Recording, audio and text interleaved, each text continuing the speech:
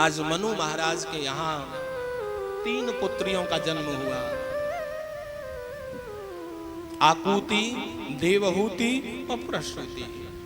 2 पुत्र हुए, प्रियव्रत और उत्तानपाद। 5 संतान हुई। अब इन 5 संतानों का विवाह बड़े योग्य जगह पर किया मनु महाराज ने। और इन्हीं मनु महाराज का वंश इतना बढ़ा बंधुओं कि इन्हीं मनु महाराज के वंश के हम सब आप वंशज हैं। और मनु के वंशज होने के कारण ही सब जीव मनुज कहलाए। जो मनु की संतान है वही तो मनुज हैं, वही तो मानव हैं। अब मनु महाराज के जो आकुति नाम की कन्या है वो रुचि प्रजापति के लिए ब्याही। और इन्हीं रुचि प्रजापति के यज्ञ देव का प्रादुर्भाव हुआ। और देवहूति नाम की जो कन्या है ना, इनका विवाह ऋषि कर्दम के साथ हुआ, जो ब्रह्मा के मानसिक पुत्र हैं। और इन्हीं के यहाँ भगवान का भी अवतार हुआ, जिनका नाम था भगवान कपिल। तो यहाँ परीक्षित ने प्रश्न किया, गुरुदेव एक बात बताओ, आप कह रहे हैं कि मनु महाराज की पुत्री का विवाह कर्दम जी के साथ हुआ, देवहूति का। तो कर्दम जी ने विवाह के लिए तो पहले मना कर दिया, फिर विवाह कैसे कर लिया? तो कहने लगे, कर्दम जी महाराज विवाह की मना कर दी, भजन करने जंगल में चले गए। अब जंगल में भजन करने लगे ना, तो एक दिन कुटिया से बाहर निकले। अब बाहर निकले तो कुटिया के बाहर उन्होंने हिरण हिरणी का झुंड देखा। अब नन्हे नन्हे बालक भी थे साथ में। अब आनंद लेते। अब मन में विचार आया कि अब हमारा ब्याह है जाए। बुढ़ापे में दुनिया तो सोचे कि मेरी मुक्ति है जाए, लेकिन ये बुढ़ऊ बाबा सोच रहे हैं कि मेरो ब्याह है जाए, क्योंकि प्यारे ये विवाह को लड्डू है ही ऐसो, जाने खायो वो पछतायो और जान ना खायो वो भी पछतायो। यहाँ से खा पी के पछता ले हैं।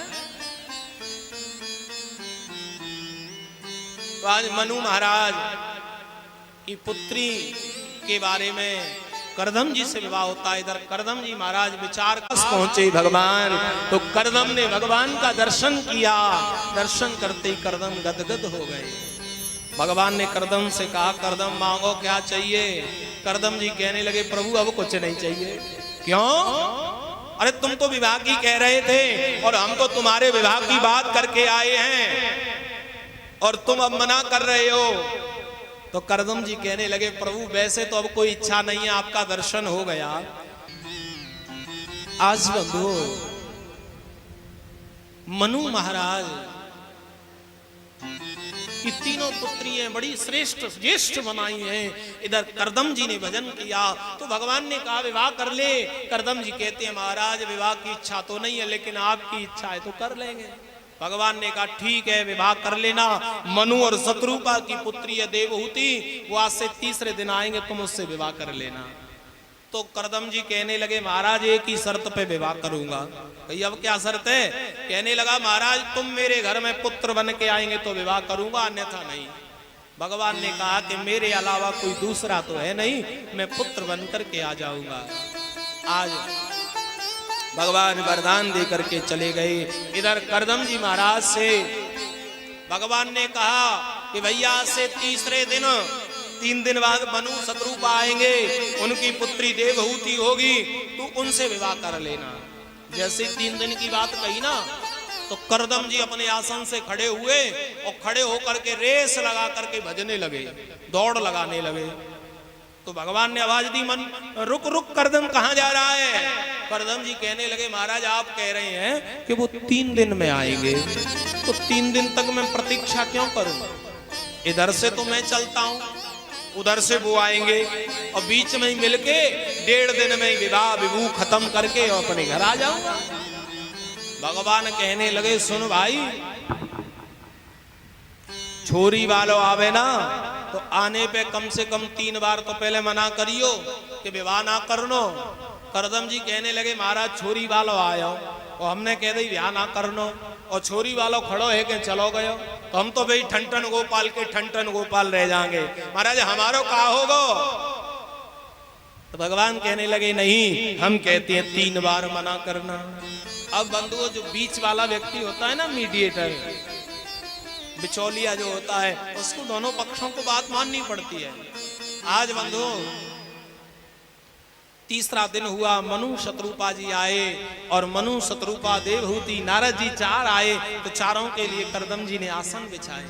एक आसन पर तो मनु महाराज, दूसरे पर शत्रुपा जी, तीसरे आसन पर नारद जी और एक आसन देवहूति के लिए था। और वो शासन पर देवहूति नहीं बैठी।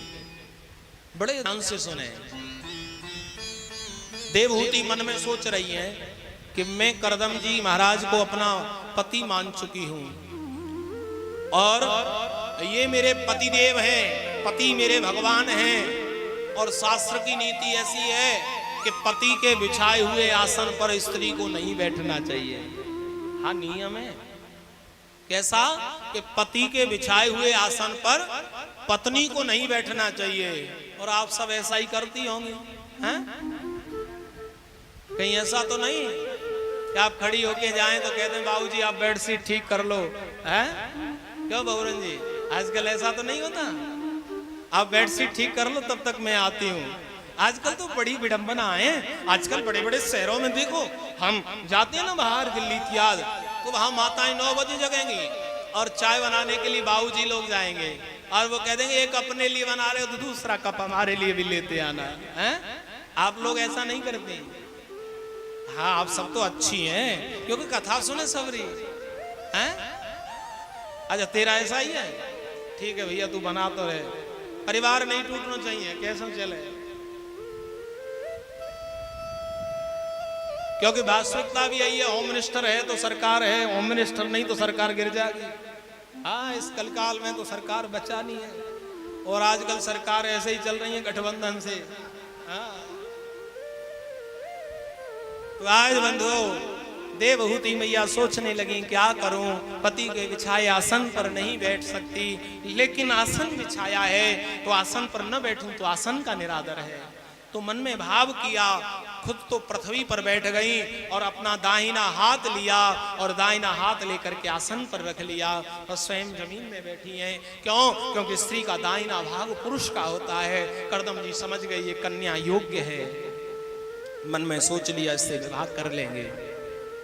मनु महाराज ने कहा महाराज हम आपकी पुत्री से, हम अपनी पुत्री से आपका विवाह करना चाहते हैं। अब करदम जी कहने वाले थे हाँ, लेकिन तभी बात याद आ गई किसकी? मीडिएटर ने मना किया ना, 3 बार मना करना है। तो करदम जी बोल पड़े, कहने लगे महाराज सुनो, हमें आपकी पुत्री से विवाह नहीं करना, नहीं करना, नहीं करना और अब करना है। एक ही बार में सारा झंझट साफ कर दिया। उधर भगवान आकाश में देख रहे, भगवान के नेत्र से एक बिंदु गिरा और वो बिंदु जाकर के पृथ्वी पर गिरा। जहां बिंदु गिरा उस जगह का नाम बिंदु सरोवर पड़ गया और बंधु परम पावन तीर्थ बन गया बिंदु सरोवर। इधर मनु महाराज की पुत्री देवहूति का विवाह करदम के साथ संपन्न हो गया। अब नई बहू घर पर लेकर के आए। अब घर पे आए तो कुटिया में प्यादे बैठी हैं, सब अपना समझते हैं इसलिए यहीं रहते हैं। ठीक है महाराज। ऊपर देखा तो हजारों घोंसले बने हैं। पूछा महाराज ये क्या है? कि ये पक्षी भी इस कुटिया को अपना समझते हैं इसलिए यहीं रहते हैं। तो कोई महाराज तुम कहाँ रहते हो? कहीं अपना तो कोने में वो 1.5 बाई 1.5 का आसन दिख रहा है, वो अपने राम का है, अपन बैठ जाते हैं भजन करना, और क्या चाहिए अपने राम को। आज बंधु जैसे ही कहा तो देवहूति के नेत्र सजल हो गए। कहने लगी मुझे पति भी मिला तो ऐसा त्यागी मिला है, धन्य हो गई, अपने आप को धन्यता मानने लगी। वो तो उस समय की देवहूति मैया थी जो खुश हो गई। वो कहीं आजकल की होती तो दारी के बाबा जी ठिकाने लगा देती हैं। हाँ, आजकल अगर पुट्टी करावे की कमी आ जाए तो बिहारे मैया झंझट कर दे घर में। हाँ, हमारी भाषा में तो पुट्टी करावे कहा कहें भाई मैया श्रृंगार करावे हैं? पता नहीं, भगवान जाने तुम्हारी बात है। हाँ, कई भैयाओं की तो स्थिति होती है, हाँ पुट्टी कराना ही हो, पुराने मकान नयो बनाए वो। तो आज बंधु करदम जी महाराज तो भजन करने बैठ गए। नई बहू आई, ना कोई न बात न चीत, और मैया कुटिया को ठीक कर रही है और इसी की समाधि लग गई। समाधि कितनी लगी पता है? 100 वर्ष की। और 100 वर्ष के बाद समाधि खुली। जो नई युवा कन्या आई थी आज बूढ़ी बुढ़िया बन गई। सामने देखा तो पूछा देवी कौन? अवगत कराया महाराज 100 वर्ष आपका और मेरा विवाह हुआ था। याद आया ऋषि वो कहने लगे देवी आप अपने पिता के घर क्यों नहीं चली गई? जब हम तपस्या में थे तो आपको अपने पिता के घर चला जाना चाहिए था।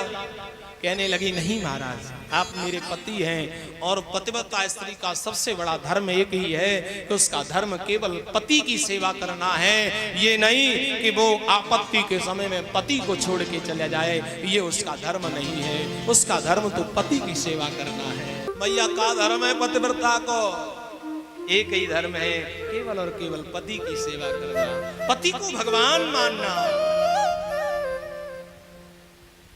अंध बधिर क्रोधी यत दीना, ऐसे पति कर की अपमाना, और ते नारी पावे जम पर दुख नाना। अगर पति अंधा है, लंगड़ा है, गूंगा है, कैसा भी है, ऐसे पति का भी अगर स्त्री अपमान करती है ना तो बाकू डेफिनेटली पक्का है उसे तो नरक मिलना है। जमपुर के दुख पाने हैं उसे तो। पति कैसा भी हो, पति की तो सेवा करनी चाहिए। ऐसा नहीं कि पति तो ड्यूटी चलो जाए और पीछे बुराई शुरू है जाए। बाकी हैं होए के नहीं? आप सब तो नहीं करती होंगी, अच्छी है सबरी है। आजकल तो बड़ी विचित्रता है। पति कहीं बाथरूम में भी चला गया, अगर बाहर कपड़े रह गए तो पहले ही टटोलने लग जाती है। हाँ मनी तो मिल जाए, और मिल गए हो तो फिर ऐसा समझो कि प्यारे वो तो स्विस बैंक में चला गया, निकलना ही नहीं है। हाँ जो मैया कहती थी कि जहर खाने के लिए पैसा नहीं है, और जिस समय मोदी जी ने नोटबंदी की तब उन पर 2-2 लाख रुपए कैसे निकला है? बड़ी विचित्रता है माताओं की। एक ही धर्म एक व्रत नेमा, काई वचन मन पति पद प्रेमा, केवल पति की सेवा करे। आज बंधु करदम जी कहने लगे तो देवहूति मैया ने कह दिया महाराज आप मेरे ईश्वर हैं, मैं आपको छोड़ के नहीं जा सकते। आज बंधु करदम जी ने कहा देवी आपने तपस्या की है और पति सेवा की, आपकी तपस्या निरर्थक नहीं जाएगी। तो आज देवहूति मैया को लेकर के बिंदु सरोवर पर गए, स्नान कराया, और जैसे ही बूढ़ी जो वृद्ध देवहूति मैया थी बिंदु सरोवर में स्नान किया, तो बिंदु सरोवर में स्नान करते ही आज सर्वांग सुंदर 16 वर्ष की राजकुमारी बन गई, दिव्य रूप प्राप्त हो गया। इधर करदम ने देखा कि हम भी इनके सामने बूढ़े ठीक नहीं लग रहे, तो इन्होंने भी बिंदु सरोवर में स्नान किया, और स्नान करते इनकी भी काया कल्प हो गई, और ये भी 18 वर्ष के सुंदर राजकुमार बन गए।